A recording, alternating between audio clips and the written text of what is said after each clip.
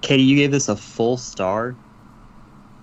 I did the first time I watched it, and then like I watched it again last night, kind of at work, just because I'd watched it like Wednesday or some shit, and I was like, I need I to like, I had to go take like a 10-minute shit during it, and I just left it playing, and I was like, yeah, that's fine. I yeah, don't need to know what happened. you did not miss anything. I'll tell you. I mean, yeah. All right, the Axis of Evil Dead. Welcome to I Hope You Suffer.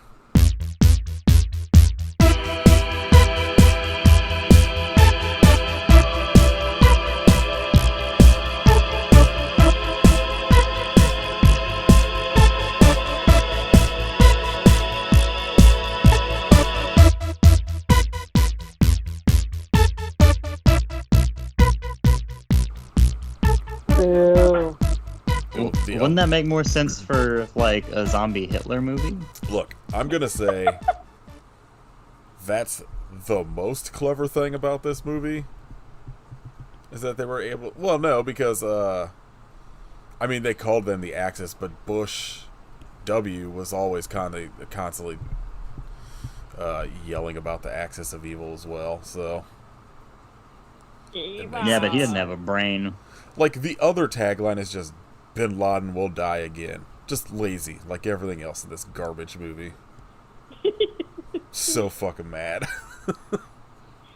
I do have to say I was shocked to super recognize somebody, but then you will not be shocked as to why I recognized them. Oh, it's because the director does 8,000 Christmas movies like everyone else in this.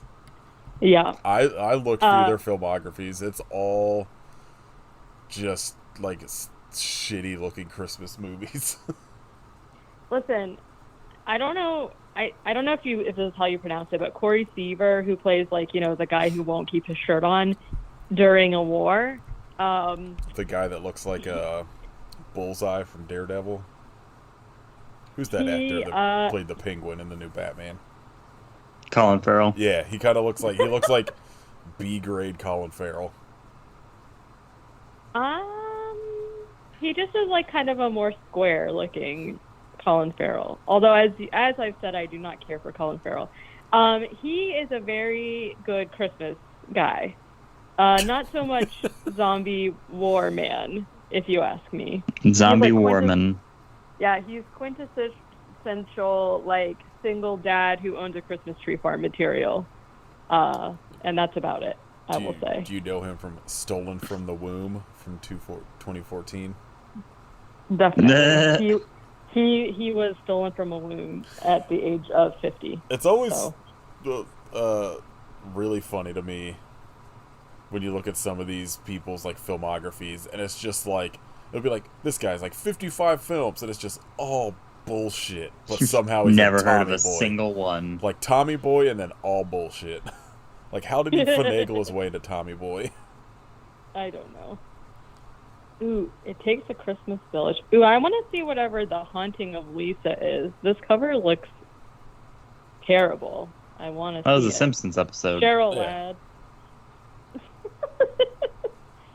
Lad. Like, have you seen The Christmas Dragon? Can't say that I have. Because this director did it, and it's I'll need to look. on Tubi. I'll need to look for it. The director's movies all look like Tubi movies.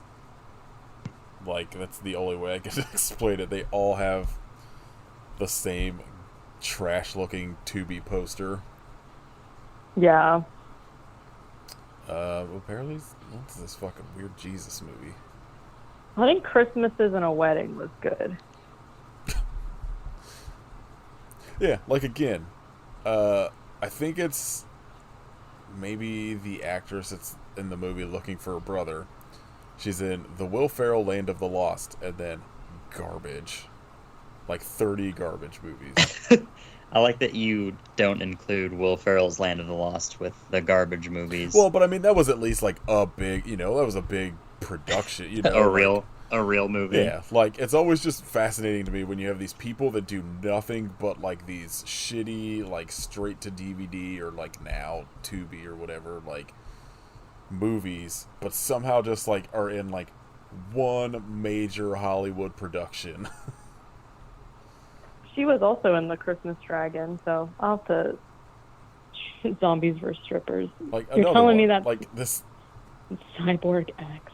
this person, this other actor in it, the Mike Myers, Danny the Cat in the Trejo. Hat movie, and then a bunch of shit I've never heard of. Well, What? Hollywood's weird. Alright, I hope you suffer, but why? but why? That's literally all I remember about this movie is enough to say, well, see you later. Yeah. The tail end, the very last shot, I remember, because I walked out of my kitchen and saw it and could not stop laughing. Wow. So, real quick, this is episode 218 of I Hope You 4. Suffer. Oh, I was off. We're disappointed. I'm not disappointed. I'm relieved, I mean, to be honest. like, because I thought this movie was going to be way more racist than it was. yes, that's Definitely. It's still racist, but it Yeah. is way less racist than I assumed. The racism just comes in the fact that every zombie in this movie What- has a turban. Yes. Yeah. All of the zombies are like very like racist stereotypes. They all And then also there's the one Marine that tells a racist joke every 20 minutes for some reason. like I'm convinced that they had one person play all the zombies somehow, and they just gave him a different length beard for all of them. I mean, definitely. Um, yeah. There was like 5 at most. So we are talking about 2012's Osombie, Osama bin Laden as a zombie, and I stumbled across this on Letterboxd. I don't remember how. It had to have been like looking at like the related films of something, more than likely, and I can only assume based on what this movie is, like an asylum movie when I was watching all those asylum movies. And like I remember adding it to, because I was like, what a incredibly stupid like title and like, you know, like idea for a movie. So I was like, I'm gonna add this to our list for, like, so I have like an ongoing list on Letterboxd for movies to do on here. And like it all, I was just kind of like would see it every time I'd open it, and like it finally hit Tubi, or it hit something, I don't know, it came up where I got an email that it was on streaming, but I still ended up watching it for free on YouTube.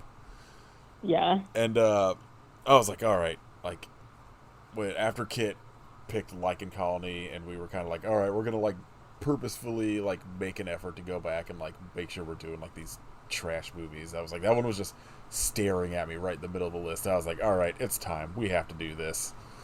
And it's like, the thing I'm disappointed the most is it's just fucking boring. Yeah. It's so boring. So boring. Bin Laden zombie is in the first 5 minutes of the movie and the last like If 5 that. minutes of the movie. Second. Yeah. Yeah. And like those parts are what? Like, they're not good, but I'm like, okay, I'm paying attention. And then it's just, you follow the most unlikable fucking military people ever put to film for, you know, an hour and 25 minutes. It's just so boring. All they're just killing and going through the desert, or, you know, no, I guess not necessarily desert. I'm not really sure where they're supposed to be other than Afghanistan, but just going through. There were sand dunes, to be fair. Yeah, I'm sure this was filmed in like fucking California somewhere, but like In a warehouse. there's nothing cool going on scenically, and then it's just people in fucking military fatigues having the shittiest dialogue. One guy that won't stop telling jokes, and it's just nothing happened. They're just killing like groups of 5 fucking the same looking zombies over and over and over again. It sucks. every 10 minutes or so, they make sure to just like they'll be in the middle of just like talking about like, oh, my dog had to go to the vet, blah blah blah or whatever, and then someone just like fires off a couple of rounds and it cuts to a few shitty looking zombies in a shitty looking like CG area with a shitty looking blood effect, and they fall down just as a way to like make it actiony and just like, you know, squeeze off a few rounds mid sentence and that's it. And it's an exciting film now. Look at how action packed it is. The only cool thing in this entire movie is the lady that pulls out like a fucking katana sword in the middle of any of it, and that's it. I don't remember that was cool. That never happened. I think it happens in that first like the first time you meet up with the that's like when I was she does it shit. twice. They do this like weird thing. First of all, I don't even this movie is, even though it's, I don't know, I don't like when they just like tried so hard to make these military guy people like so cool. They're just like nonchalantly having this conversation about whether zombies poop or not while they're like killing I zombies. forgot about that. That rocks. Also, nobody, I mean, good question, to be very honest. But I can't tell you. Well, here, finish your thought. And then... So, and then they're just like doing headshots, and like we find out during the movie that like other people do not know that zombies exist.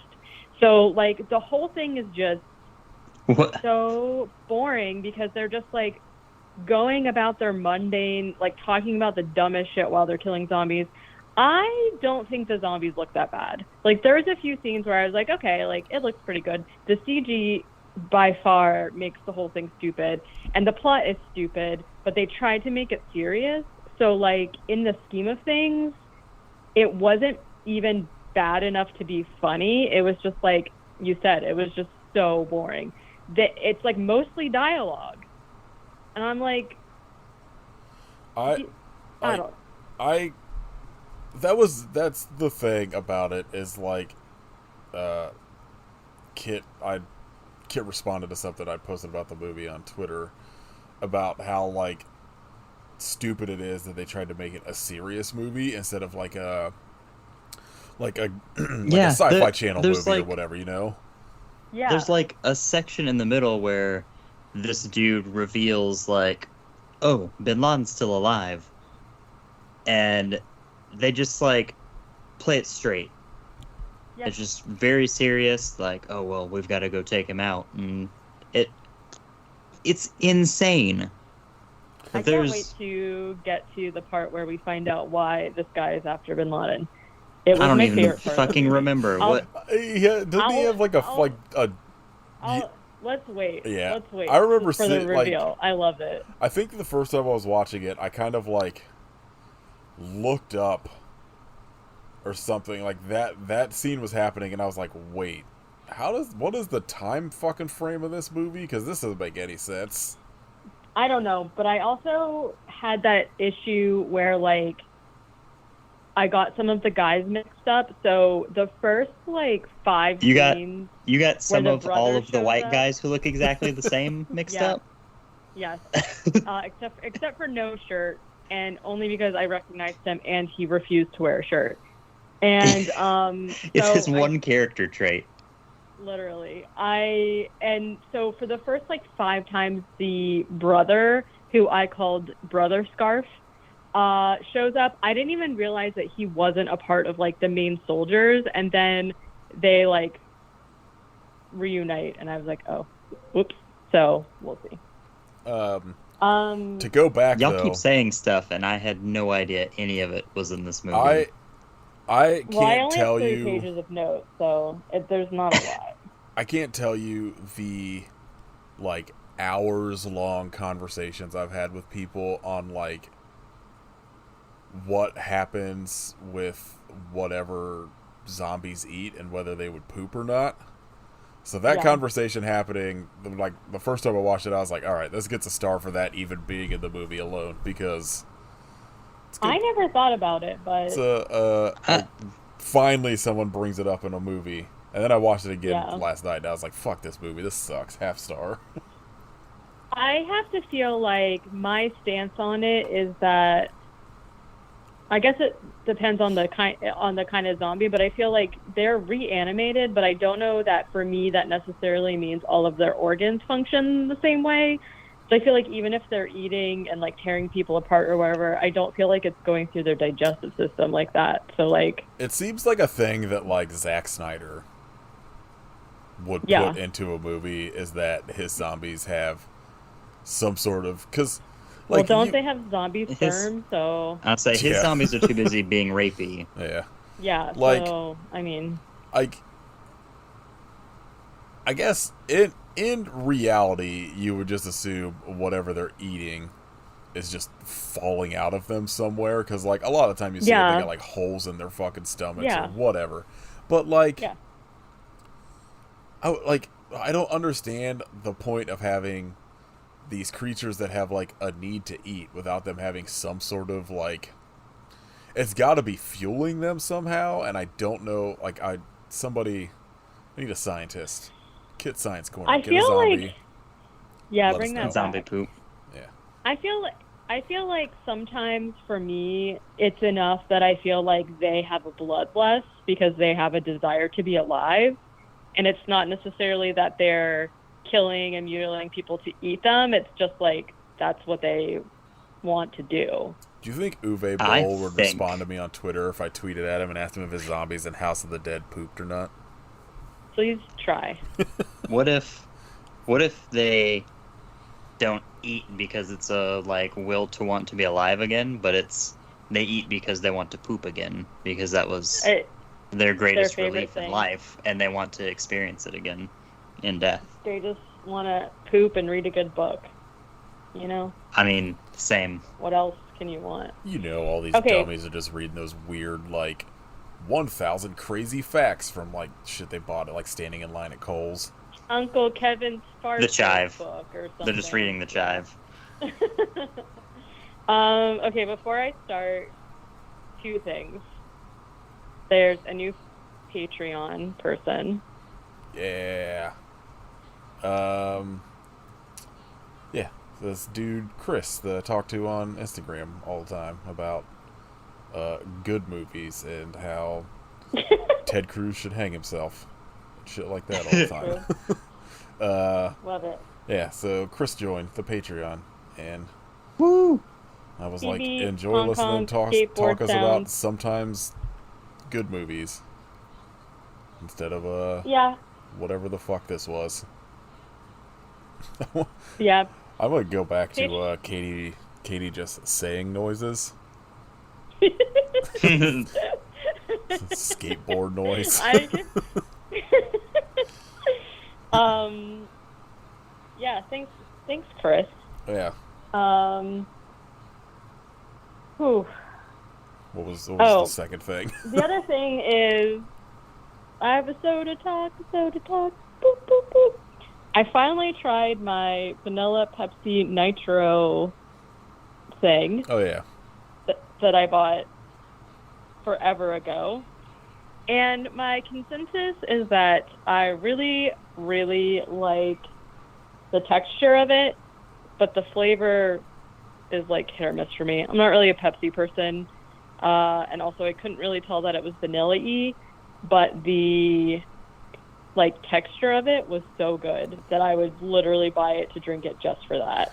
I like the regular nitro ones. The vanilla ones are like a little too artificial vanilla for me. That like, Yeah, I mean, I am like a Diet Coke person, and so to me, Pepsi or even Coca-Cola, like regular Coca-Cola, it's too sweet, and it has like a weird artificial sweetness, and so that's what I felt was in the Pepsi, and like I personally couldn't discern that it was supposed to be vanilla, but I would definitely get just the regular. It doesn't make a very good mixed drink though, sad to report, because when I added whiskey to it, it like deflated the nitro part of it, and I was like, well, that's stupid. But anyway, I really liked the texture. Was like heavenly. It was like drinking a spicy sweet cloud. I still have those fucking watermelon strawberry Coke. I haven't. Oh my god, I've Had been yet. looking for it Um, since I didn't I'm, find the stupid Mountain Dew. I'm drinking an orange sun kissed. I have a La Croix. So it was in the refrigerator for some reason.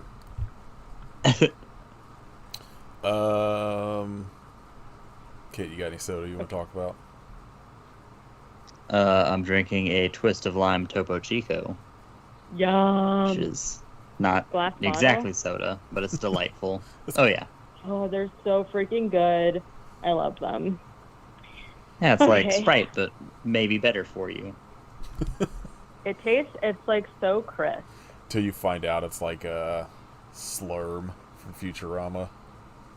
I'm okay That's with fine. it. That's still probably Yeah. better. It's just all I think about when I think of like fucking Surge now.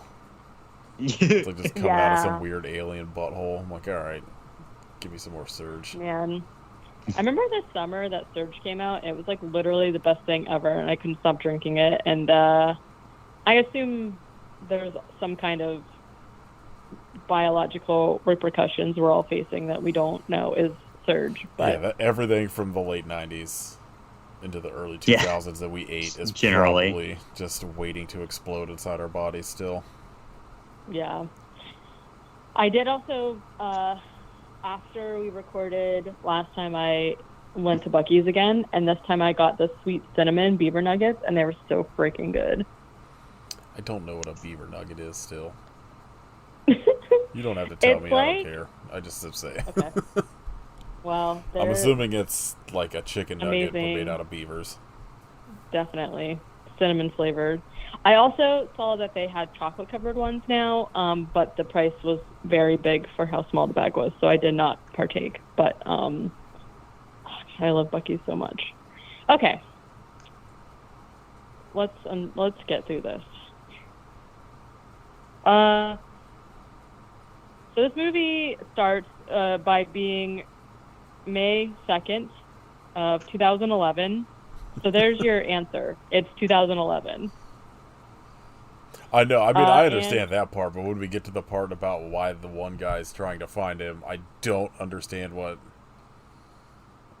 happening. Yeah. Okay. So it also many. states.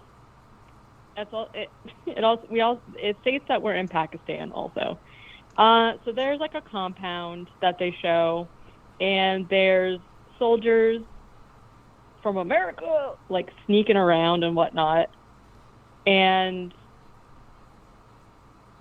they explode a door, and they're walking around, and the compound appears to be empty, and we get the most boring of all vision, which is night vision.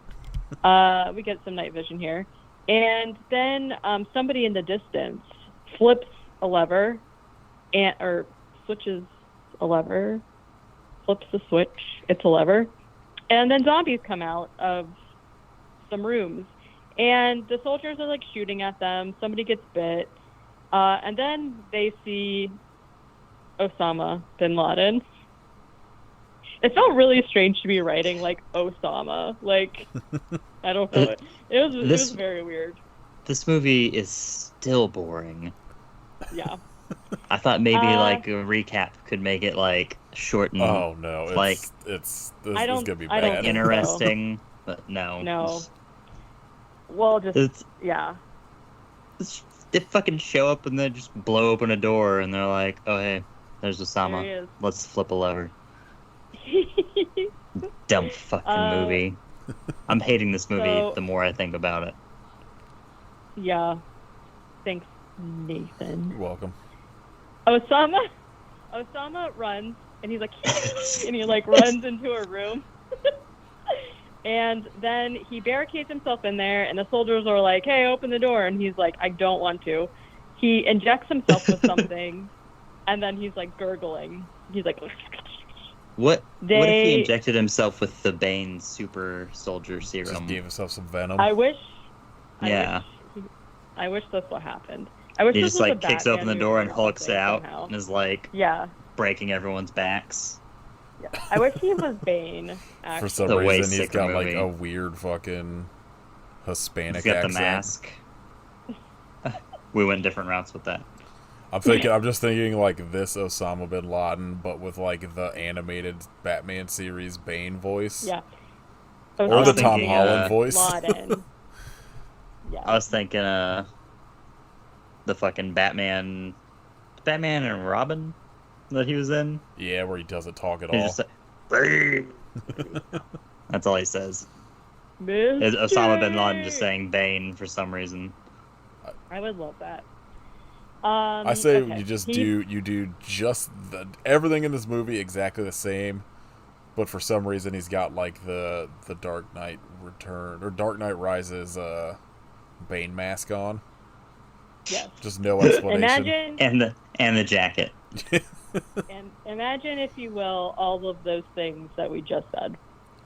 We've already so- made a way better film. Look, I'm saying just switch this actor Also, and Tom Holland and make better movies on both ends. why Tom Holland? Or Tom Hardy, whatever. Okay, Oh, I that guy's was name I was is. like, that's so weird. What? You didn't know Tom Holland played Bane? still a better movie. The world's- honestly. The world's smallest Bane. He's like a 4-year-old in that movie. That would be so funny. I love it. Also, The Rock is there. Yeah, just because. Yeah. Just in the background of every shot, standing there, Just doing the flexing. eyebrow. Doesn't say anything. Yeah. He's just every once in a while he's got the mic up like he's doing the beginning Yeah. of one of his fucking. If you smell. Yeah. So, Osama bin Laden has injected himself, and he is baning out.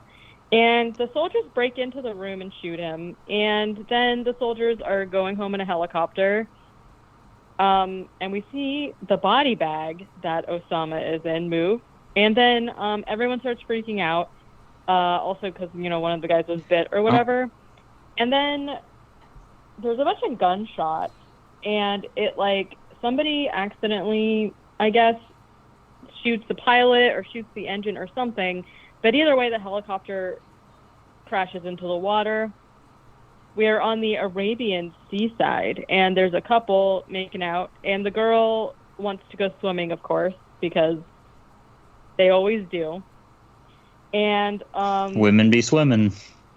they sure do That's be. true. And something pulls her under, of course, and then Osama shambles out of the sea as Osombie. The only good shot in the What? entire movie.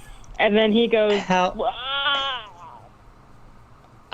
I feel like this all could have been very easily dealt with.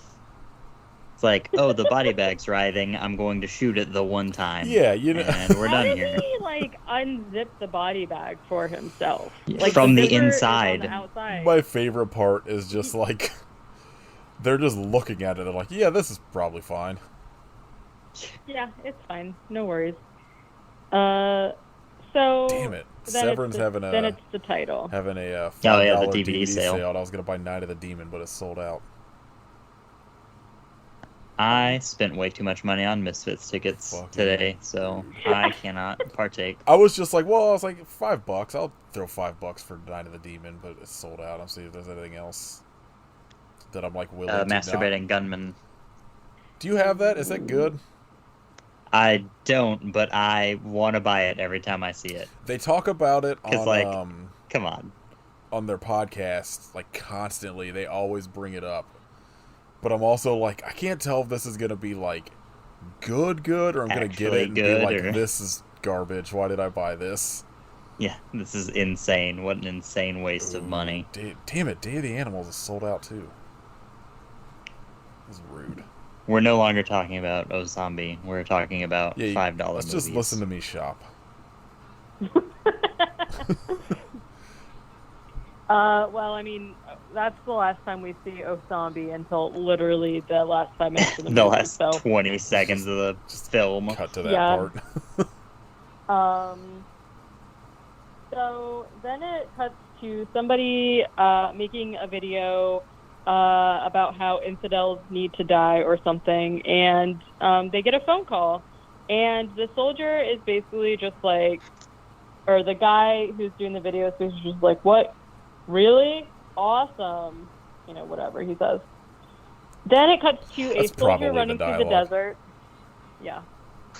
That was word for word. It cuts to a soldier that is running through the desert, and he meets up with his soldier squad. He's being chased by zombies, and they get ready to fight. And I wrote, a girl has a sword, and Corey, as you know, no shirt is what I called him. His real name, Corey, takes his shirt off. Okay, Yeah, that's how you fight sure. in the army. Then the soldiers shoot at zombies and yell kind of terrible, stupid, racist jokes. Also, there's a dude who I called Carol Guy, who every time he shoots at zombies, he yells, "Carol!" and says mean things about his ex-wife. Oh my god, I do not remember that. I remember the The only ex-wife reason stuff because I think two of them constantly talk about their dogs that like an ex-wife took. Yeah, so the only reason I remember it is because I called him Carol Guy. I don't know what his name was.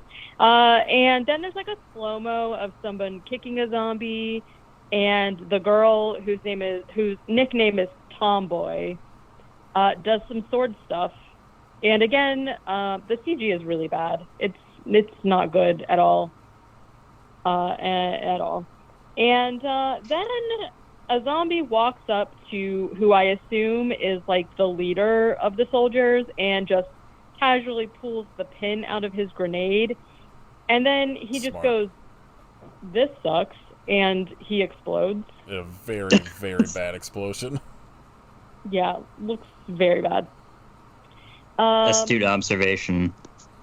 Yeah. This sucks. So I just like the idea. Fuck. I wish this movie was just more of zombies sneaking up on people and just casually pulling out fucking pins and grenades Yeah, and then walking grenade off. pins. yeah, well, that should have been every death if you ask me. The me sowing versus me reaping. This fucking sucks. What the fuck? I'm gonna do Explode.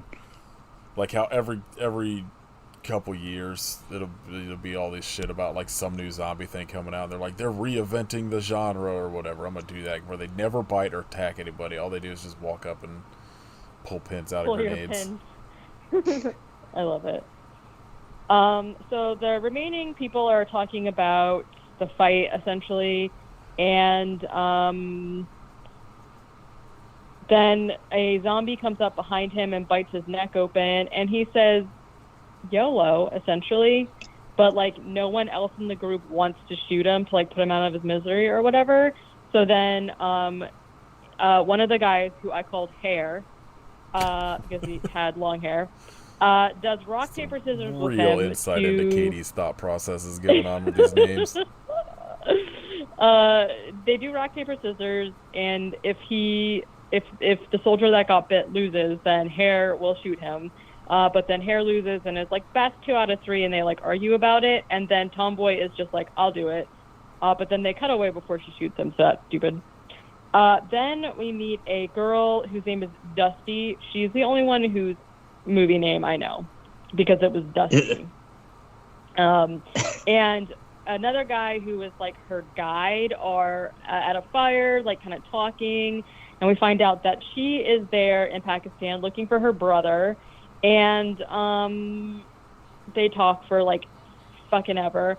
She keeps hearing noises, and the guy's like, I don't hear anything. And then a zombie pops up. We hear zombie noises, and a zombie like pops up and bites the guide and kills him or whatever.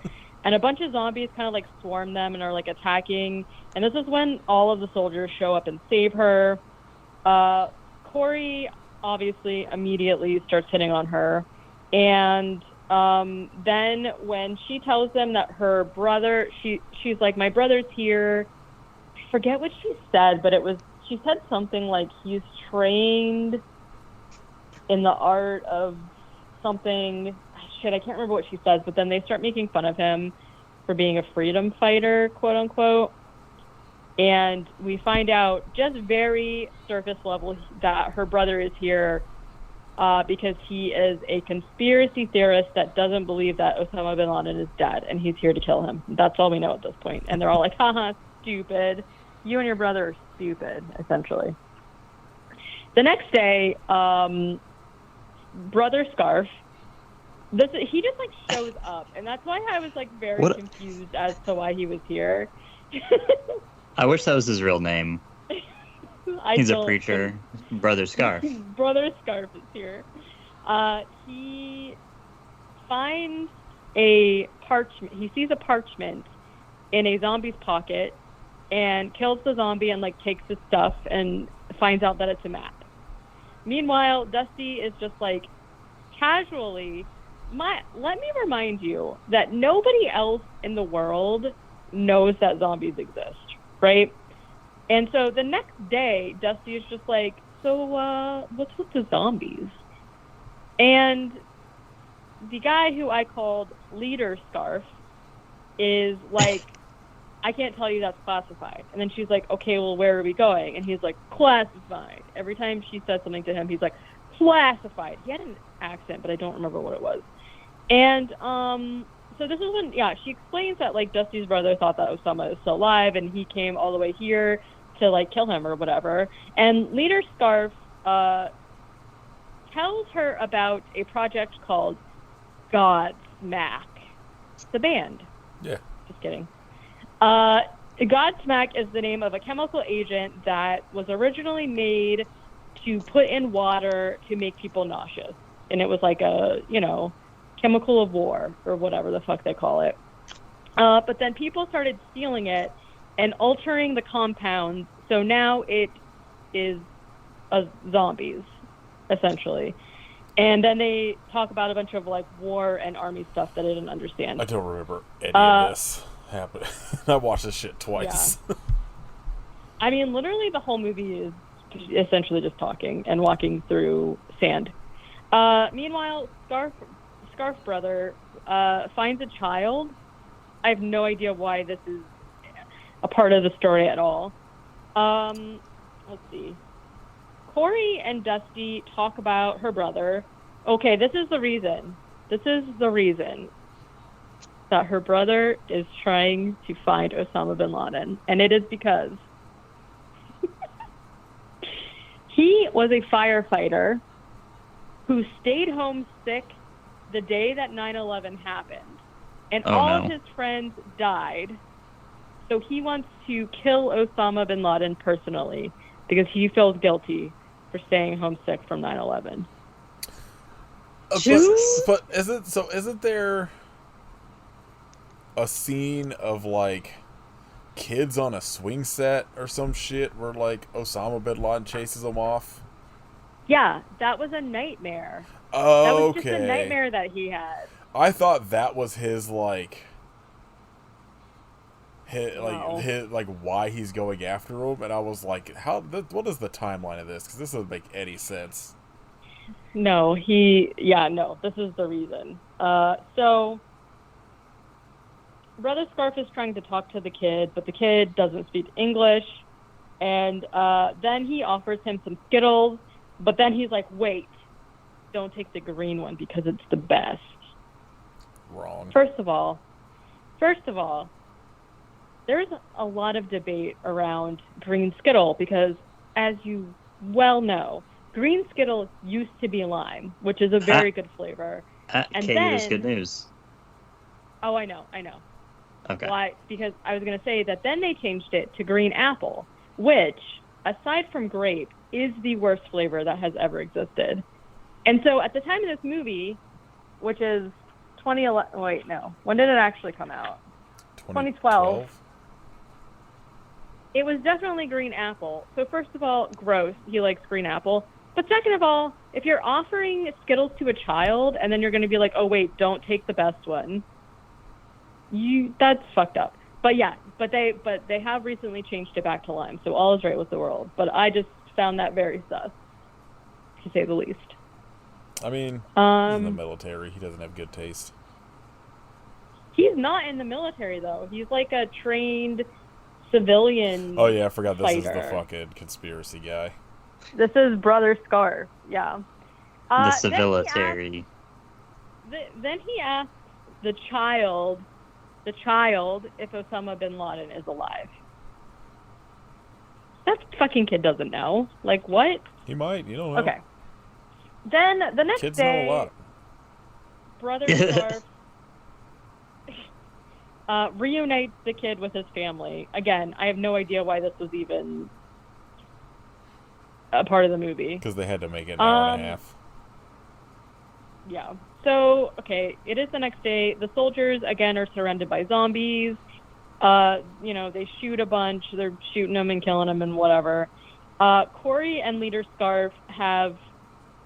they basically got, like, ambushed, and they all had to, like, run. And so Corey and so they're, like, taking kind of, like, stock of, like, the weapons that they have left or whatever. And Corey and the Leader Scarf guy both have dropped their guns, like, back in the fight or whatever. And Leader Scarf is just like, I'm going to go back and get them. Because he reveals that he's been bitten. And so he's going to sacrifice himself to go get the guns or whatever. And then Tomboy is like, wait a second. And she slaps him. And then she kisses him. And she goes, I was supposed to have your babies. I have no idea. So then Leader Scarf goes to get the guns, but he literally turns into a zombie before he can even get to them. And he turns around and starts... His insurance plan or whatever was that he took a grenade with him so that, like, if he couldn't get the guns, I guess he would just, like, explode all the other zombies or whatever. But he turns into a zombie instead and turns around and starts running full force at them with the grenade. And they're, like, shooting at him a bunch and, like, missing, of course. And then they end up shooting him and he explodes. Again, terrible looking. Absolutely awful. Then there's a montage of Tomboy doing sad sword stuff over the sunset to sad music. Sad sword stuff. You hate to see it. Yeah. Then the next day or whenever the fuck, I have no idea, they decide that they're going to split up. Yeah, seems smart. And so it splits up into Dusty, Corey, and Carol Guy. And then the other group is Hair, Tomboy, and then a third guy that I called Beanie because he was wearing a beanie. So they do that. This is when I realized that actually everybody was wearing scarves and not just those two guys, but it's fine. It's what you wear when it's hot out. Yeah, so Brother Scarf and Leader Scarf both had scarves that had, like, houndstooth print on them, and everyone else was wearing just brown, so they stood out, you know. They had scarf personality. Yeah, it's called fashion. Yeah. Brother Scarf finds an abandoned truck where there's a zombie inside, and he kills the zombie, and then he has to hotwire it to get the truck to work. We go back and forth between whatever else is happening in that scene for, like, 15 minutes, and that's just the gist of it, so... One of the soldiers asks, this is the scene where the soldiers are contemplating whether the zombies poop or not. He's asking where all the zombie poop is. And then they also talk about the show called Intervention. They come into a cave where at the end there's a bunch of zombies. So this is where Tomboy, again, does a bunch of sword stuff while they're just having a casual conversation about zombie poop. The show Intervention. And then Beanie talks about how his mom... ironically, had to have an intervention because she was obsessed with Beanie Babies. really just setting this time period in place. So, you know, just cash. So, meanwhile, Dusty asks Carol Guy about Carol. And he talks about her for like 10 fucking minutes, and it's really boring.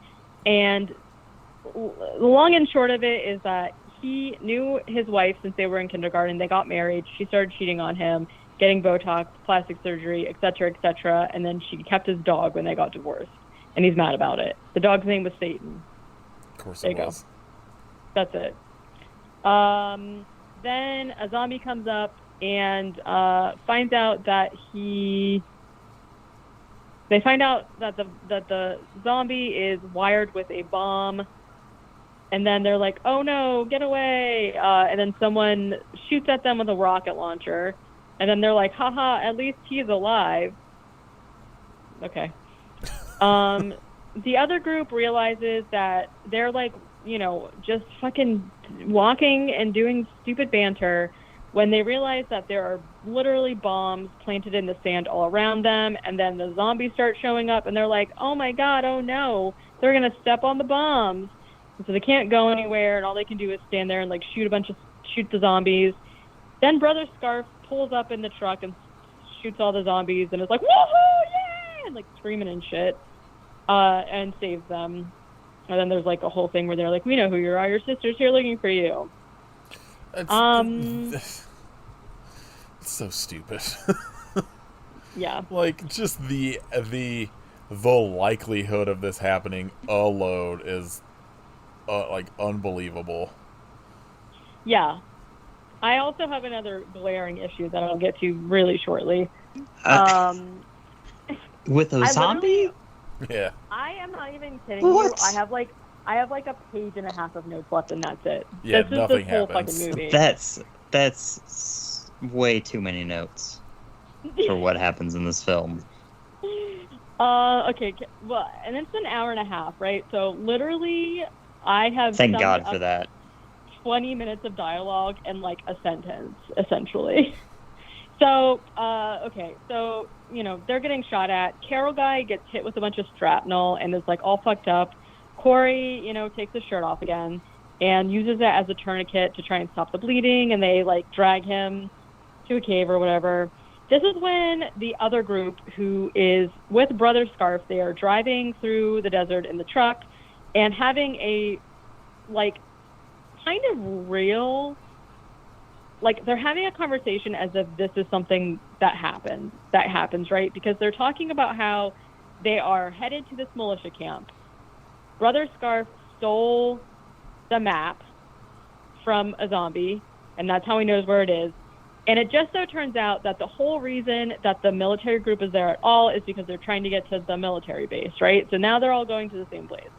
And they're talking about why, like, there's so many zombies since there's no towns around, and he's talking about how some of the zombies are prisoners of war, and the rest of them are willing civilians that are getting turned into zombies to serve their country or whatever. And they're like having a conversation as if this is a real fucking thing, like for serious. And then the truck breaks down. Okay. Corey and Dusty, I don't even know why this happens, to be honest with you. They're being like chased by zombies or whatever, and then they're like, wait, okay, Carol guy, you stay here. We're going to go into the cave and like clear it out, I guess, or something. They go into the cave and they get surrounded by zombies, and like Dusty gets swarmed, but then Corey just starts like randomly shooting into the group, somehow doesn't hit her, and then it's just like, run! And then they run out of the cave, and then Carol guy blows up the cave entrance with a rocket launcher or something and like stops all the zombies from coming, and then he dies. I don't remember any of this. So this is where I'm really I feel like my confused, brain right? just like completely shuts off after like the opening credits, and then until like the end when they get to like the actual base or whatever. Yeah. Well, I mean, to be very fair, I have to pay so much more attention because I take notes. So like, if I didn't take notes, I also watched this at like 7 a.m. So that I don't know what I was thinking. It's a good time but to watch this movie.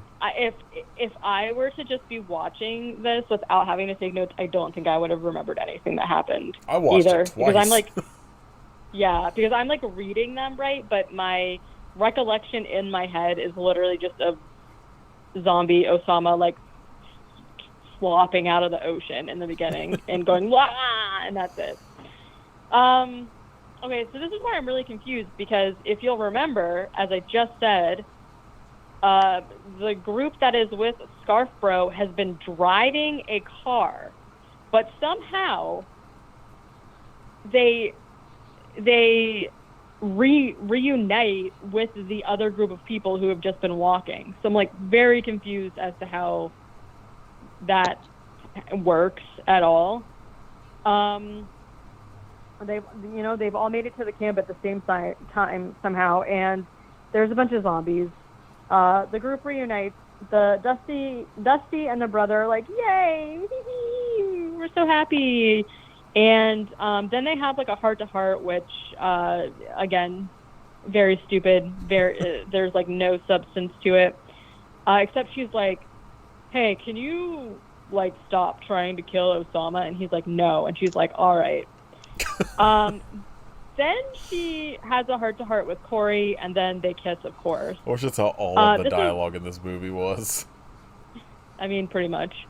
Then Brother Scarf has a nightmare in which him and Dusty are children playing on a playground where they get attacked by zombie Osama. This is what I remember, that I was just like, wait a minute.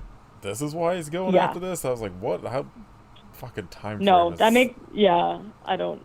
Also, he just got turned into a zombie in the beginning of the movie, so I don't know. But it's just a nightmare, and then... So he wakes up from it and decides that he needs to go leave on his own to kill Osama. Like, he's even more dedicated now. So he goes to the camp by himself. He gets to the camp, and he's spying on them and sees that there's an entire pen full of zombies just, like, hanging out. And it's secured with a single chain. There's like 50 zombies in a pen, and there's like a single solitary chain wrapped around the pole, and that's it. Very cool. He is immediately caught by a guy, and the guy tries to shoot him, but he is out of bullets. Great. So he gets killed, and Brother Scarf is fine.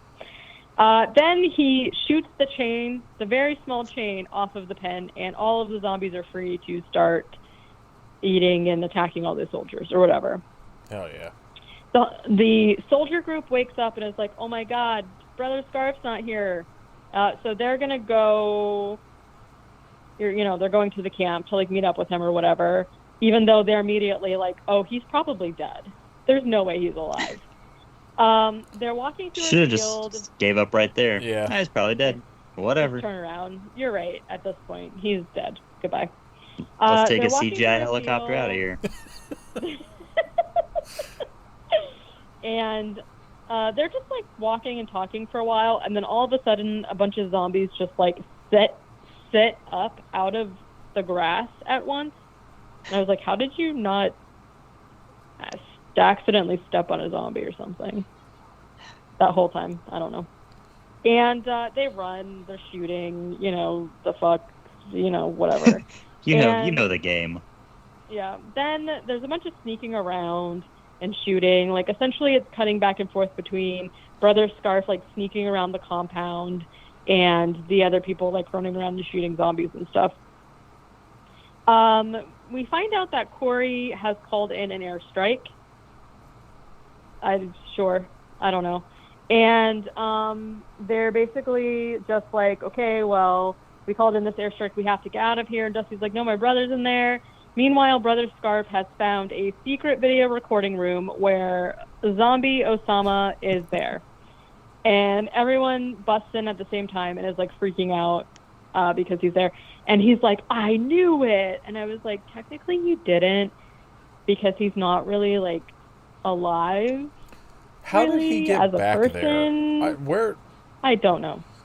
Like, they walked into a cave, and he's like, this is the end of the cave. This must be where he is. And then he just, like, pushes a door open. I was like, okay. Big reveal. Door. And then they literally all just, like, turn around. They're like, oh, including Osombie. It's very stupid. And he's just like, he sees him, and he's like, I knew it. And everyone's just, like, freaking out or whatever. And then they're going to, like, try and escape because Corey's like, I called in an airstrike. We got to go. And so they all run out, and Brother Scarf, like, is like, go, go, go, and, like, lets everyone run in front of him and then secretly stays behind. Oh, shit.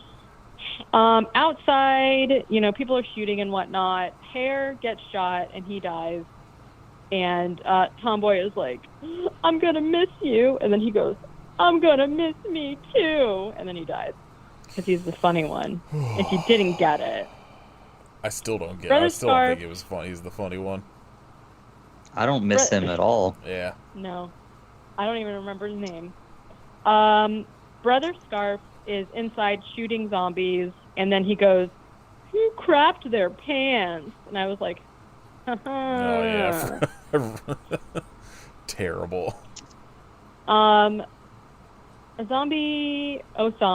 is there, and then it kind of like cuts away because we see the cave explode right as the airstrike shows up in a really cool CG plane that's like dun dun dun dun dun dun, and they like play this fucking music, and then the airplane starts airstriking and stuff, and then they're all walking away into the sunset. At this point, the only people alive are like Corey, Dusty, Tomboy, and Beanie, I think. I actually don't even know if Beanie made it. I don't remember.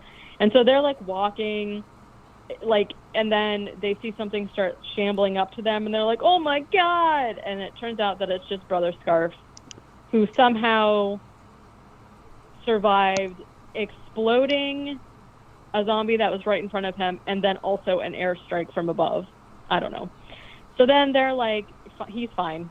And they are walking into the sunset and talking about going on a trip to Alaska. The end. And a lot of CGI helicopters. Oh yeah, all the CGI helicopters flying overhead. Yeah. Hear me out. Yeah. This is how this movie should have Okay. ended. All the same stuff happens, except the helicopters pull a Twilight Zone the movie, kill everybody. Oh no. Yeah, I mean, yes for a fake movie, but oh no.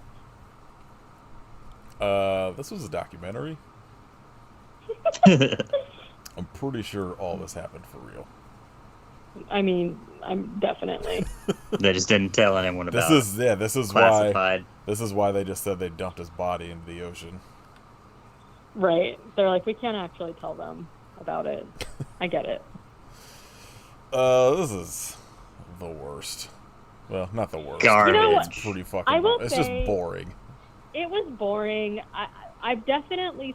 That's why I'm gonna say I justify giving 1 star because it was boring, but like physically to look at, normal. The acting very normal. Like the zombies, like I said, the zombie faces, like some of them looked pretty cool. It's just like the CGI was really bad and it was boring and stupid, you know. But it wasn't like the fucking worst. That was the thing that I was having, like, when I was trying to watch all the Asylum movies, was like, especially a lot of the ones towards like the beginning of their output were just so goddamn boring that I'm just like, if you're gonna, like, it's kind of like the same way that, like, with the Polonia brothers, where I'm just like, you have these, like, good ideas and, like, titles that I'm like, fuck yeah, I'm gonna watch the shit out of that. And then you just watch it, and it's like, especially, like, the Amityville ones we were, like, starting to get into, where it's like an hour and 10-minute movie, but 50 minutes is just, like, weird B-roll footage of, like, woods or fucking whatever. And I'm like, what? Why are you doing this? Yeah. Specifically Yeah. to me. You're doing it to yourself. Yeah, just wait till I pick Amityville Karen for the podcast. I can't wait. I can't wait to see. I can't even fathom what the plot is. I was looking at it the other day, because periodically I'll look to see when something like that is, like, if it's hit like a Tubi or whatever yet. Mm-hmm. And it has not. I will watch that one just because I'm curious. Why not? What a fucking terrible time to be alive. All these Amityville movies, like, just keep happening. I know, there's been like 50 since we stopped watching them. There's literally, like, Amityville in space. Perfect idea. But you know it's going to be dog shit because it's Mark Polonia. And it's definitely not even going to be in space. Amityville Outhouse. What? Come on. Amityville, Germany. Just all of The Germany. tagline, it follows you everywhere. Someone moved the house there. They're like, fucking, they've got a helicopter lowering it. There's one on here that has like no information. It's just called Amityville Ghosts. Seems pretty on the. Oh shit, Yes. Amityville Leprechaun. I'm fucking in. Yes, yes. I'm adding this to the list. This isn't a Apollonia Brothers. I'm in. Oh, Killer Poop 2, Amityville Poo.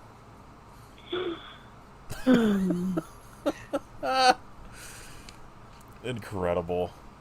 Movies are good. Amityville Quilt. Movies are good. The Amityville Quilt Store. Yes, I want to see that one. I do too because it's only 8 minutes. Love it. Let's do it. Amityville The Resurgence. Amityville Exorcist. There's already an Amityville Scarecrow 2. Wow. Oh, this was the other one. Amityville Thanksgiving. I'm in. Yeah. If you make an Amityville movie and you're not like a Apollonia brother or Sean Phillips, I'll watch your movie because I'm assuming it's at least gonna have something fun in it. Amityville Gas Chamber. Oh no.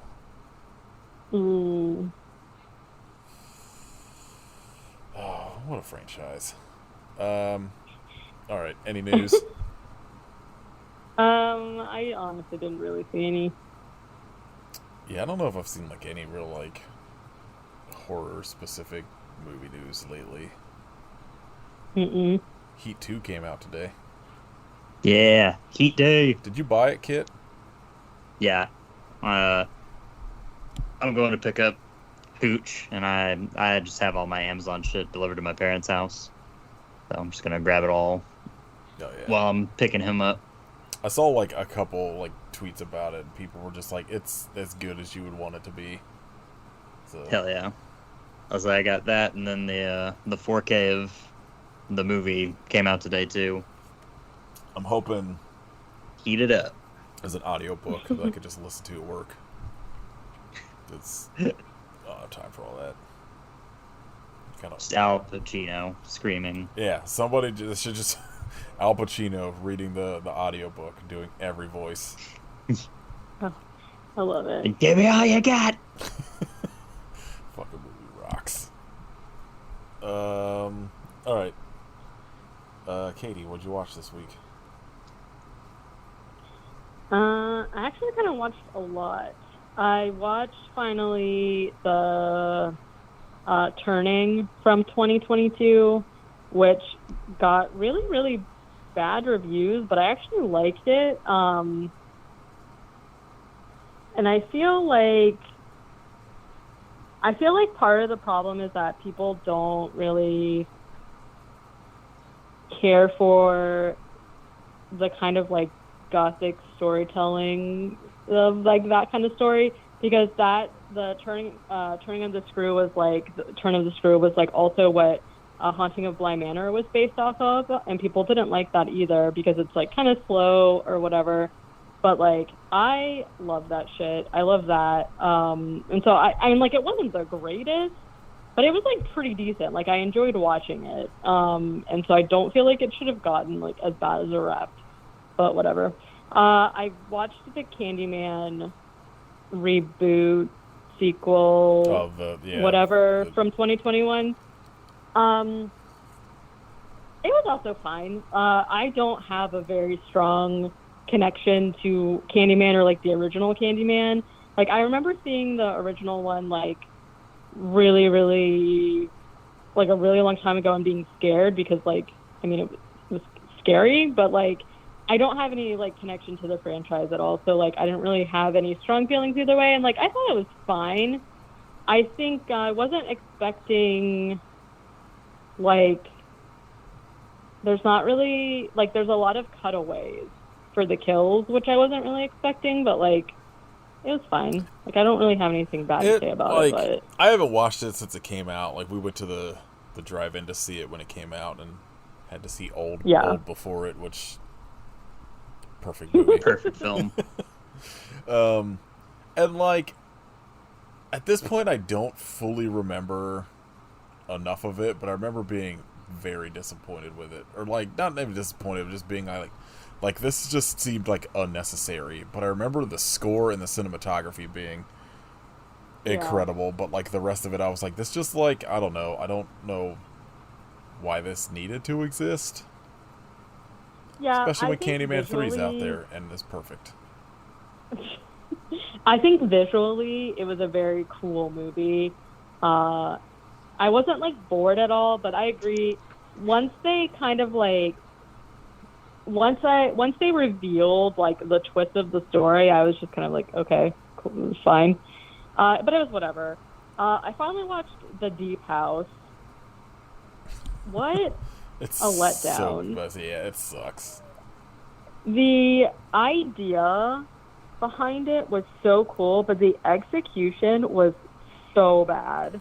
Like, half of the movie, you couldn't see what was going on because someone was, like, flipping a camera around and shit. I don't know. I don't really have a lot to say about it other than, like, I was kind of disappointed because it seemed really cool. Yeah, it's got, like, a really good idea, and it's just, like, not, like, just boring and, like, again, the thing I always kind of, like, come across with, especially a lot of the more, like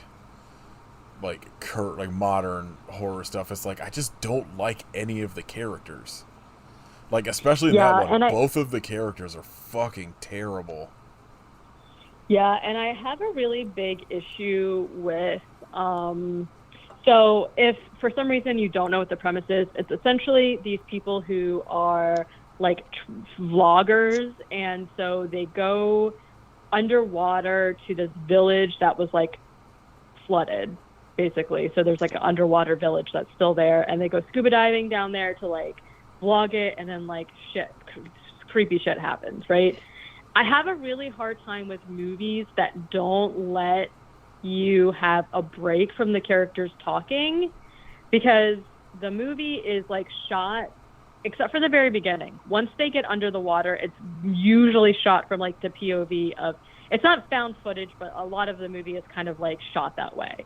And so you have the characters who are communicating to each other, and it's like there's never silence from them. They're constantly bantering, or someone's heavy breathing or screaming, or like, where are you? Oh my God. Oh, like they don't stop talking. And that is like one of my biggest pet peeves. Like, it takes away from the atmosphere of the movie, like, so bad. And then I also didn't, to be honest with you, understand anything that was going on with, like, the people. I felt like there was some really creepy scenes in it, for sure. And like I said, I like the concept. I just think their execution of it was not good. But yeah, I don't know. Not good. Then I watched a movie called The Manor, which is from 2021, and it was part of one of, what the fuck did they call that? Whenever Blumhouse released those, like, 4 movies together for Halloween or whatever, I don't remember what they called it, because they do it, I think, every year. Yeah, I don't remember. I didn't really realize it until I was, like, already watching it, that it was, like, a part of that. And it was probably okay. Called Blumoween. Like, should just call it garbage. Yeah. It had Barbara Hershey as like the main actress, who I like, so that's pretty much why I watched it. And it kind of has the same premise of Bubba Hotep, but like Blumhouse. And so it was fine. The worst sentence you've ever said to me. Blumma Hotep. Bubba Hotep, yeah. but Blumhouse. Yeah, it was fine. I will say, like, the overall concept was nothing new. I kind of just, like, threw it on because I've basically just been, like, drawing all the time recently because of August. So I've just been putting stuff on, you know, like, in the background. So, like, it was fine. I did like the twist of the ending, but, like, I mean, it was fine. I don't know. I decided not to watch any more of those because I was going to watch this other one that I now can't remember what it's called, but whatever. Then I watched Suicide Forest Village, which was... That sounds like a bad time. Why does that sound familiar? So it's the director... It was the Logan Paul documentary. Oh my God, I can't even think about that. it's the director of Ju-on, like, and it's a Japanese movie. And I reported on it, like, I don't know, even know when, last year, the year before last, when they announced that it was originally coming out. And I was like, oh, fuck yeah, I haven't really watched, like, a J-horror in a really long time. It was so bad. It made no sense. From what I could tell, the subtitles were, like, pretty accurate, too, so I don't think it was a translation issue. I think it just literally didn't make sense. And this movie came out last year. The graphics, I'm like, why do the graphics literally look like Uzumaki? The graphics were so bad. And the movie was nonsensical. It made no sense. And it was like 2.5 hours long or some shit. So do not recommend at all. And then I forget. I had to have been looking at some. I was trying to find, like, we'll get into it when I'm talking about the stuff I watched, but I've been watching, like, Shaw Brothers stuff, and I was trying to find a movie of theirs to watch online, and I couldn't find it, but I found, like, some site that I can't tell if it's real or not, that just is, I think it's, like, Asian Movies Online or something, where they just have, like, a bunch of shit from fucking, it's like a kind of, like, tiny little streaming service of just all of these movies from, like, Hong Kong and Japan or, like, whatever. And there was, like, there's some, like, the Japanese Suicide Forest movie I came across, and it wasn't that, and I wish I could remember what it was called, because I was like, this looks interesting, and I forgot to add it to my watch list. Yeah, I'm not sure. I'm sure that there's... Katie, tell me what the movie was. I know, right? I don't know. I don't know. But yeah, do not recommend. Very bad. Then we watched a documentary that was called I Killed My Father, about... unsurprisingly, someone who killed their father. And I don't prefer the way that the documentary was laid out, but it was interesting. It was basically about, like, I think he was 17, and he shot his father, and then he called the cops and was like, hey, I shot my father. And they were just like, okay. And so it kind of starts out, basically, like, as it goes on, you get more and more into their life, and I feel like they're kind of, I just, like, don't care for the way that the documentary was laid out, because in the first episode, there's 4, again, for no reason. Definitely did not need to be, like, 4 episodes or whatever. That just seems to be the Netflix model of, we could do this in 2 hours, why don't we make it 12? Yeah, not necessary, but it's by the same director who did Abducted in Plain Sight, which I really liked, and she also did The Girl in the Picture, I'm pretty sure, which I loved both of those, but this one just was not it.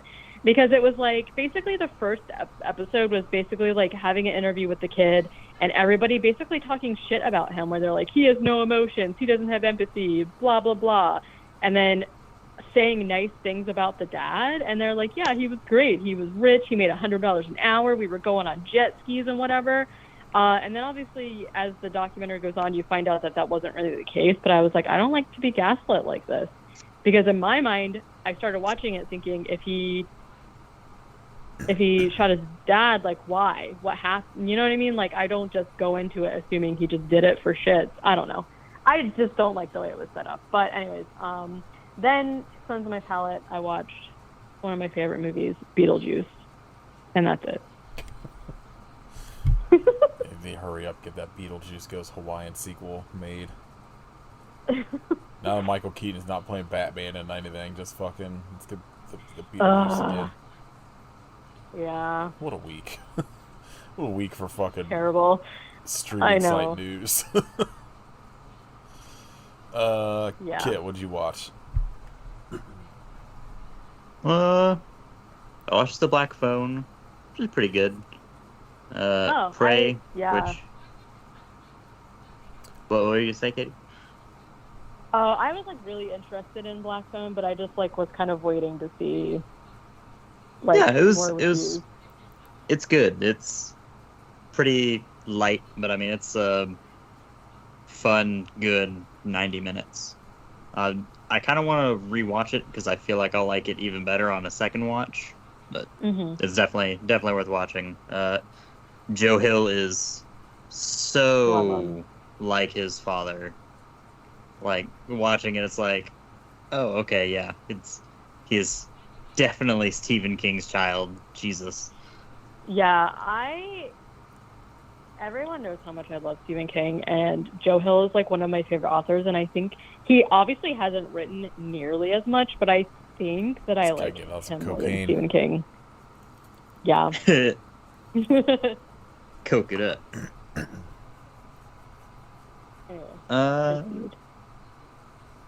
What else did I watch? Resurrection. Resurrection's really good. I'm not going to say anything about it, though, because I think it's good to go in blind and not know anything about it, which is what I did, and was like, what?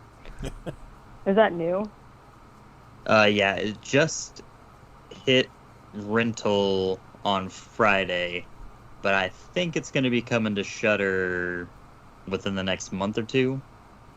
I mean, okay. Shudder pops up as one of the studios that helped with it. So I don't know when it'll be on there, but whenever it does pop up, absolutely worth watching. And then I watched Enemy by Denis Villeneuve. Also fucking rocks. Is that Jake Gyllenhaal? Or am I thinking of something else? Yeah. The Jake Gyllenhaal is like a school teacher, and he watches a movie one of his colleagues recommends. And in the movie, like, a bellhop in it is a guy that looks just like him. So he becomes obsessed and starts trying to track him down, and just gets very weird and uncomfortable from there. Is that the movie that has, like, a giant spider or some shit in it? Or am I thinking of something else? Yes. And that's the reason why I wanted to watch it. I was like, how does this big fucking spider tie into this? I think I watched that, and I just, like, was just like, I don't know what the fuck's happening, and just, like, kind of stopped paying a lot of attention. I should give that a rewatch. I remember it being, like, interesting, but I was just like, I was watching it one of those times where I'm just like, I don't have the capacity for what is happening in this movie at the moment. Right. Yeah, it's definitely worth trying again. So you hated Prey, though? So bad. How can one woman overcome this massive predator? Yeah, we know it doesn't women make can't any fight. sense. Huh. This shit's so stupid. It's like the dudes who are like that, like, they don't even seem, like they're really trying. They're not. They're just going through the motions. I guarantee you most of them didn't even watch the movie. They don't. Yeah, they don't even give a shit anymore, and they're like, women can't fight the predator. It's the same way that like the day, like, I don't know, like when Captain Marvel came out, all of those people just like review bombed the shit out of it because it was just like a female-led superhero movie and they were mad about it. Or like the Miss Marvel series because it was like a Muslim girl and shit. Like, it's just fucking dumb Gamergate bullshit. I hate everybody. But it's just like, it's that, but just so much more tired. Yeah. Like they're just doing it because they have to do it at this point. Yeah. I watched They/Them. Terrible. I was interested in that, and then everyone's like, this is fucking dog shit. And I saw the tweet where it was the sing-along of Pink. Yeah, like Not Fucking Perfect or whatever. I was like, Jesus Christ, this looks awful. Never mind. It's the most Blumhouse virtue signaling movie you could ever imagine. Like I don't like using that term because it's got like the connotation where people are just like, "Blah," like people are just, whatever. But it's so much just feels like Blumhouse being like, oh well, we got to make a movie for the gays, like, right? Yeah. And like the that's one review I saw of it was like, this movie had to have been made by people who hate queer folks because there's no way actual queer folks wanted to do this because the movie's so cruel and awful. Yeah, it's a real bummer too because like the cast like they did like the right thing of like the entire cast is like queer and trans people except for like Kevin Yeah. Bacon, and Yeah. then like well because And then there's Kevin. Kevin Bacon like leads the fucking conversion therapy camp, so like Yeah. Right.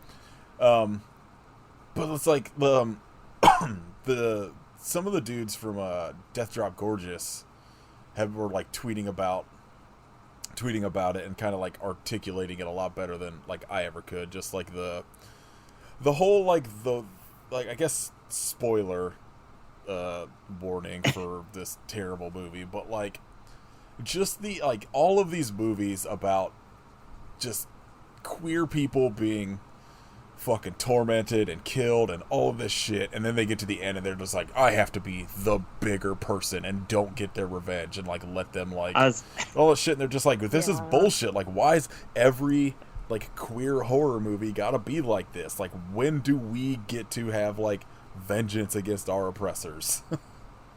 And like this movie was just like, no. And like I go ahead. I had seen multiple reviews where people had said like at the end they just kind of like forgive the conversion therapy center, or like, oh no, it's fine, or like, you're in the right, and like it's not a big deal. Like, what? It's not even necessarily that like you know, like they go to jail or whatever, but like it is very much, it's just like, well, I don't need to stoop to your level kind of thing, and it's like, just fucking stupid. Fuck yourself. My favorite review was like somebody was talking about like that the number one, the fucking Pink sing along scene is the cringiest shit I've ever seen. But someone's review was just like, this is garbage because no like Gen whatever like 19-year-old would be voguing to a Pink song. No. It's terrible. Like even as a fucking Blumhouse hater, it's like it might be a new low. Bad even by that. So I followed that up with Righting Wrongs. Hell yeah. The complete opposite side of the spectrum. Sick as oh fucking my god, film. it's so fucking good. Like, I don't know how people did not die making some of the fight scenes in this movie, or get run over by a fucking car while they're like, there's a scene where a dude is like trapped under the front bumpers of two cars driving into each other, and I'm just like, how's this so cool? How's this dude alive? The parking lot fight scene, every fight scene really, is insanely sick.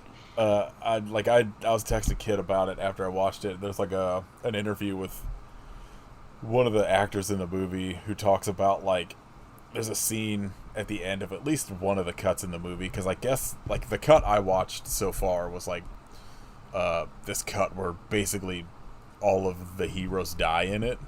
And I guess, like, that was the original cut, and, like, people were like, what the fuck? This is a bummer. And then they recut it where, I don't know if they don't die. I haven't watched that cut yet. But, this dude, like, dies and then falls out of a helicopter, or gets, like, shoved out of a helicopter and dies or whatever, falls into a bunch of water. But the guy's talking about as he's, like, when he went to film it, he slips out of the harness and like falls like ass overhead, and he was just like, yeah, like, you know, I hit the whatever. I don't know if they actually like if it was like in the water or if he like filmed it over land, and he just lands like fucked up. And he's like, they run over and they just start like stabbing me in the legs to see if I'm paralyzed. My neck swelled up like 20 times as big as it should have been. I started coughing up all this white foam, but you know, we got the shot. And I'm like, what the fuck?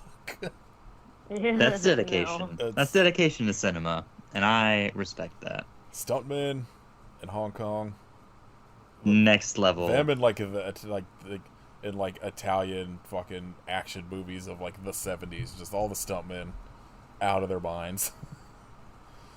And then I was trying to work my way to Prey, because I have not watched any. I'd seen Predator and Predator 2, obviously, but I hadn't seen them in, like, years. So I was like, I'm just gonna, like, watch my way through all of them and get to Prey. So I watched Predator and Predator 2. Bangers, both of them.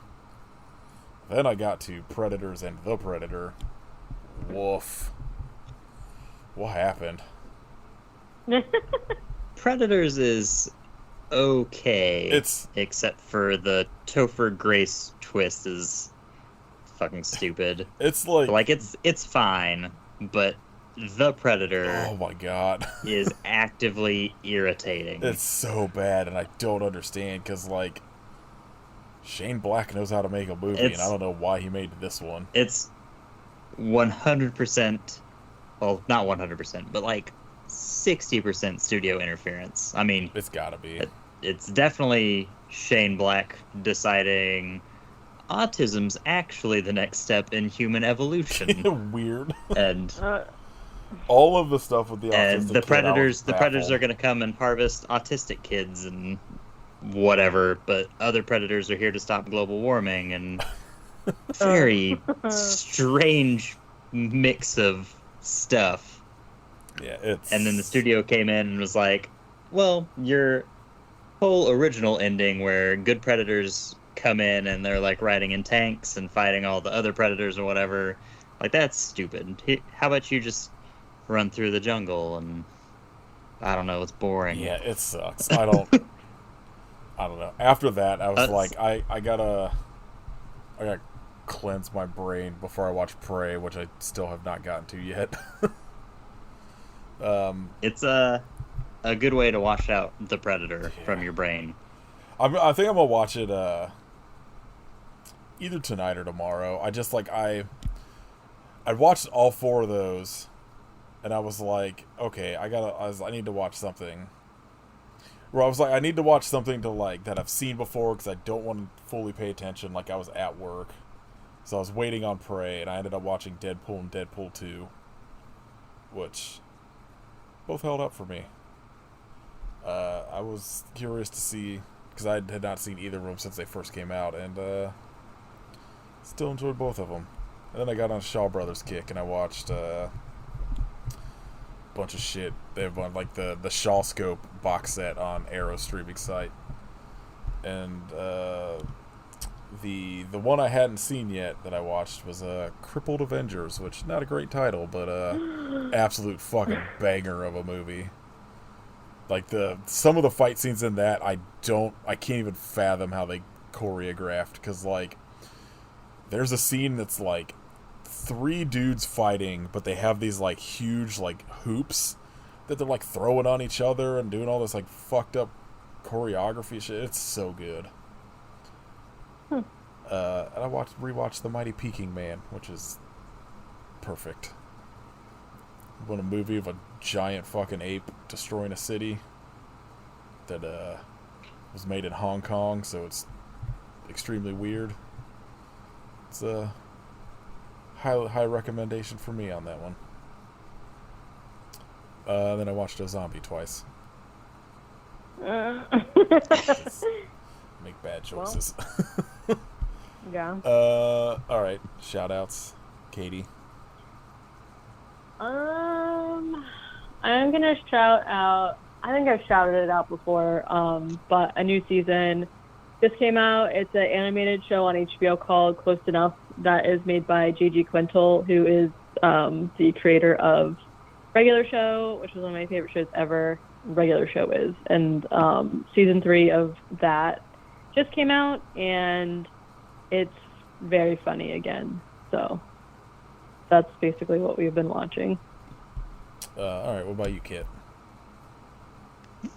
Visual Vengeance, because everything they put out looks incredible, and they just announced some movie called Moonchild, and it looks insane. I can't. I need to buy everything that they put out. I have to find a new job that will sustain this lifestyle of mine. That's the one thing is luckily, like, lately Severin's been putting out stuff I don't care about, so I just kind of have been able to grab the Visual Vengeance stuff. Wishing people would put out shit that I don't care about. My Please suburban stop. Sasquatch and LA AIDS Jabber Blu-rays shipped today. Like, I can't fucking wait to see either of those movies. Especially because, like, they're, like, I wasn't really sure what their Blu-rays were going to be like, because obviously they're brand new. And so, Yeah. but I was like, like,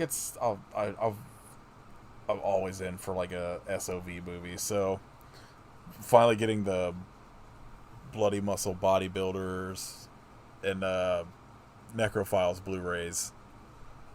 I was like, I actually watching them, I was like, oh my god, they're doing such good work on these. This fucking rocks.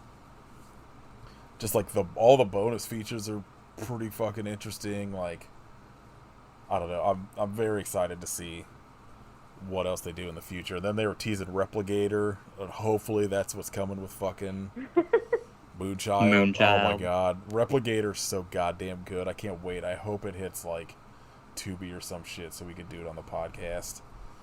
Because like it's on YouTube. Like I found it on YouTube, but it's like the quality's not like super great. Yeah. This is like my Criterion Collection. I mean, so is Criterion Collection, but this is the flip side of that coin. It I don't know, like, just I like, there's this, like, I've been thinking about it a lot lately where I'm just like, I'm so like, because like obviously like all of the fucking Warner Brothers Discovery bullshit has been happening this week. Nightmare. Where like people have either been talking about how torrenting and like physical media are just like the only way to keep going, and then people bitching about people pretending they're better than everyone else for having physical media. Fucking whatever. Just everybody just shut up. But it's just like, I don't know.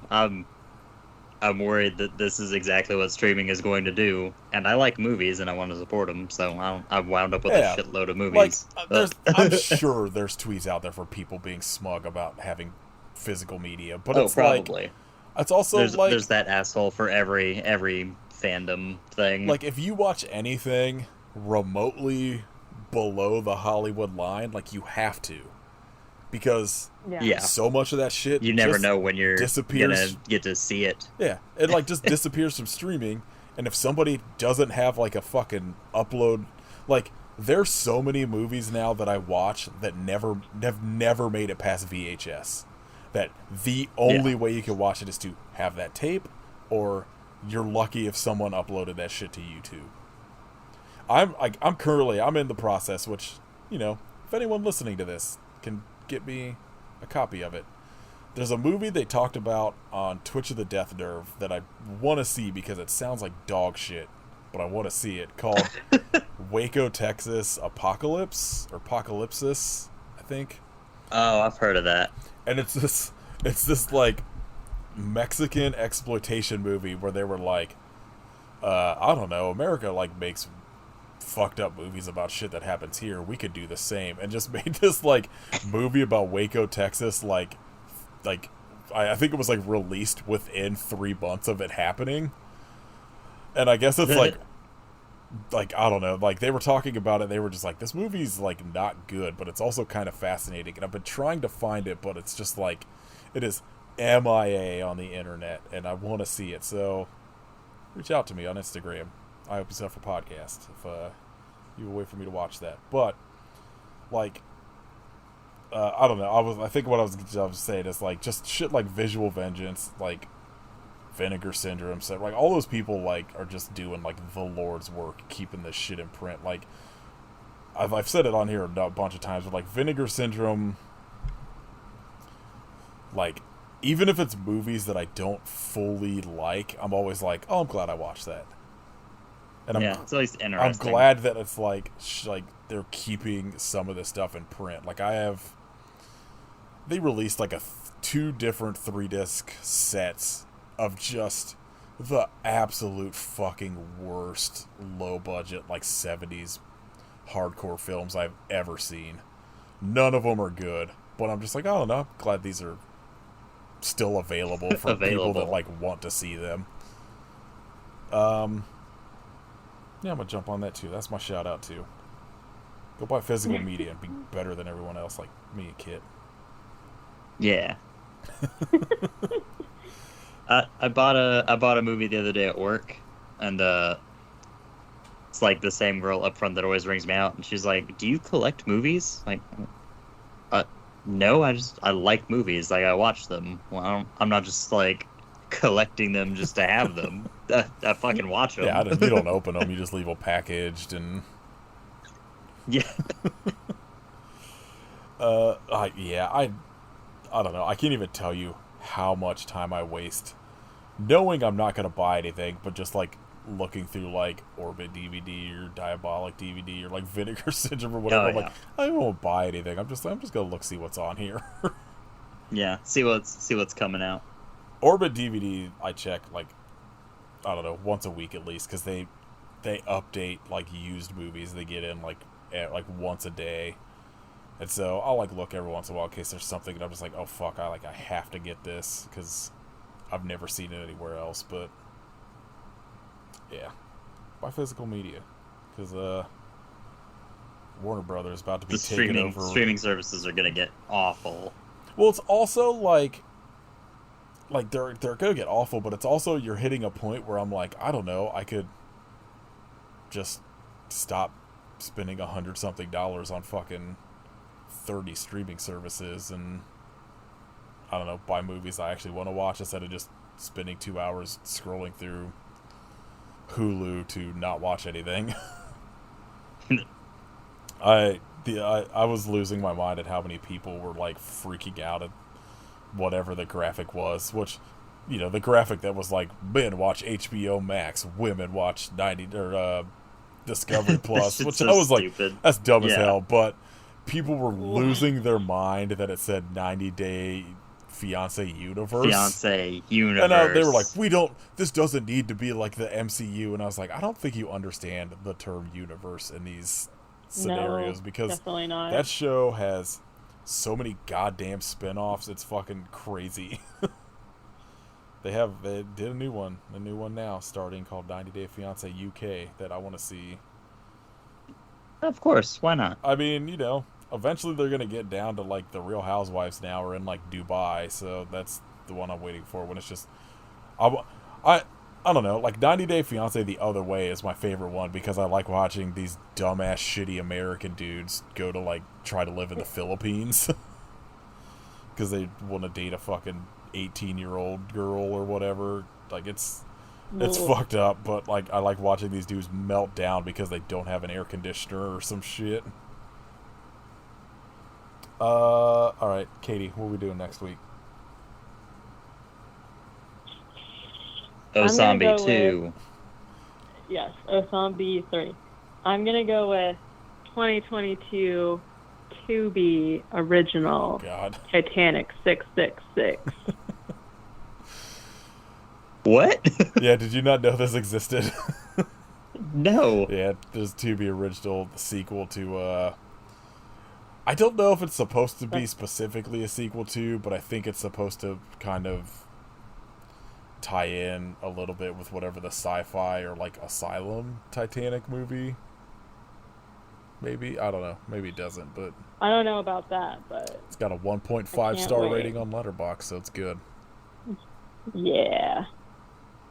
Swim was so good, I just had to return to Tubi. The Tubi originals, all bad. Oh yeah, it's an Asylum movie. Hell yeah. Whoops. It's fine. It'll be great. I can't wait. Oh boy. Tubi has a movie called Most Wanted Santa with a black guy Santa robbing a house, I think. Perfect. Seems not good. Yeah, I've been wanting to watch this and just kept pushing it off because I was like, we'll probably do this on the podcast at some point, so. Yeah, I like literally had no idea. I hadn't even started looking, and then I was trying to find something else on Letterboxd, and then that popped up, and I was like, oh my god, I forgot about this. 100%, yes, that's what we're doing. It's gonna be Oh. so bad. I know. I can't wait. All right. If you would like to support us, you can join our Patreon at patreon.com/IHopeYouSufferPodcast. We will, I think, have an episode out the day this drops, if everything goes according to plan, on One Crazy Summer, Summer of Sam, and I'll Always Know What You Did Last Summer. Picked by my partner, Caitlin. I'll Always Know What You Did Last Summer. I'm expecting to be absolutely It's garbage. It's abominable. I can't wait. I watched it like a year ago. Perfect franchise. Yeah, I know I saw the sequel, but I don't remember really anything about that, except for I feel like the sequel rocks because Jack So Black good. is in it with dreadlocks. they're in like college or some shit, But right? then this one, In that one, in the second Yeah. one, yeah, and they stage what's her name winning a all expenses paid trip to like Jamaica or something, Yeah. and it was all just a ruse to get her there to kill her or some maybe I'm shit. thinking It's insane. is there a tease at the end of It's Club Dread, but serious. There's a tease at the end of the first one, right, where like it's in like a steamy shower or something. What am I fucking thinking about? How does the first one end? Happiness. I don't remember. Yeah, it's been a minute since I watched With a it. gun. Probably with a fucking fish hook. Anyway, A fishhook gun. that'll be our next bonus episode. I think it'll come out the same day as this. So, if you want to hear us, I'm very excited to talk about Summer of Sam, because the movie rocks. It's about time we get some Spike Lee on here. And, you know, continuing our trend of apparently every 2 or 3 months we talk about a John Leguizamo movie on here. You gotta. As we should. Yeah, King. Fuck James Franco. Listen to John Leguizamo. Agree. You can buy merch at our Store Frontier shop. Leave us a rating on Spotify and a rating and review on iTunes. Don't leave us anything related to this movie, like I usually say. This movie was garbage. I don't want Osama bin Laden reviews. No. Yeah. Which is I would now, like to forget now this that's movie. probably all we're gonna get. Leave us a review and tell us your favorite Titanic movie. I'm sure somebody likes any of them outside of the Titanic. James Cameron one. Yeah, James Cameron fucked up by not doing a sequel called Titanic. Titantula. Did we ever talk about? I don't know if we talked about it in the Alien episode. I was reading a thing about James Cameron's pitch for Aliens that got him the job, Oh, where he yeah. just went in and wrote Alien and then drew big Perfect. S, and they're like, "What does that?" Made it a dollar Yeah, sign. he's like, they're like, "What does that mean?" He just drew 2 lines through it, and made it a dollar sign, and they were like, "Done." Wow. Fucking rules. I love him. You can follow us on Instagram at I Hope You Suffer Podcast. Follow Kit at Hidden Kitstery and Kitrification of Blood No. on things. Oh, Yeah, he's still Hidden Oh, Kitstery you only on one changed of them one? because the other one had like a limit on the amount of letters. Yeah. Twitter had a character limit of like you can only use 8 letters or whatever. Fucking stupid. Twitter expanded Wow. to 70. yeah. What the hell? One an at, that's a fucking paragraph. Follow Katie at WerewolfFace and join Katie's Patreon at patreon.com/werewolfface. And Hi. go listen to my podcast, Name K Movie Club. Though we haven't done an episode in a while. Get an episode probably like a month. That seems to be our formula is every 3 months. Why not? Alright. Go watch Titanic 666 on Tubi. I like that somehow we've progressively gotten lower on star ratings on all 3 of these movies. Went from 1.8, Wow. 1.7 to 1.5. Can't wait. Do you think there's a movie, like, do you think there's a movie on Letterboxd that has, like, I'll say more than 100 reviews that's a straight up 0.5?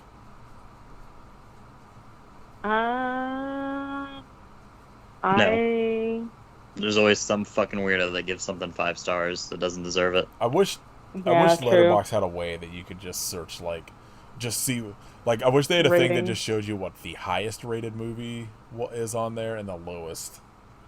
Like, you could see it Oh wait. under your, like, profile, like, what yours are, but, like, Oh, I okay. really want to see, like, on Tubi as a whole, like, what the highest rated movie is and what the lowest rated movie is, because I want to watch the lowest. There is a highest rated on Letterboxd that is not like I haven't seen any of these movies, but I don't see a lowest. Yeah. It's just most popular and highest rated. The highest rated is something called National Theater Live, Prima Facie. Oh, what the fuck? No idea. It's got a 4.7 with 1.7 thousand people giving it a 5. Weird. Wait. Well, Yeah, no let's idea. get Titanic 666 up there. Okay. Everybody 5 stars for the rest. Let's do it. Alright. I hope you... I don't know, I got nothing for this movie. I hope you suffer, but don't watch this movie. Yeah. Even for free on YouTube.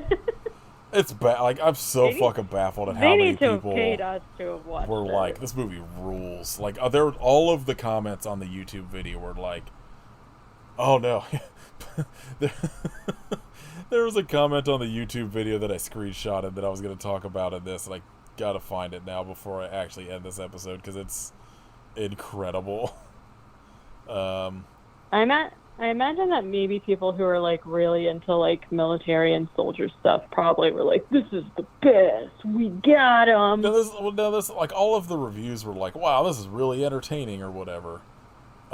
This review said, "I remember watching this with my now deceased dad. It was a really good film and one of my last memories with him, as he died 2 weeks later. Sometimes I pray he'd come back like Osama." I was like, holy shit. Me too. From pal. account Lego SpongeBob Movies 1. I mean, yeah, definitely. Amen. Fucking YouTube fucking comment sections are a whole nother, Out of control. whole nother reality. Absolutely hinged.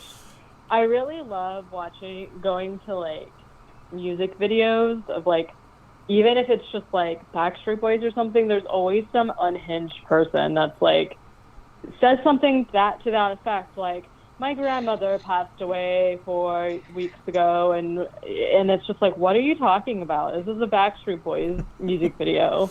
Like, what? Incredible. Fucking, the internet is a mistake. Yeah, absolutely. All right, the end, and goodbye. Goodbye.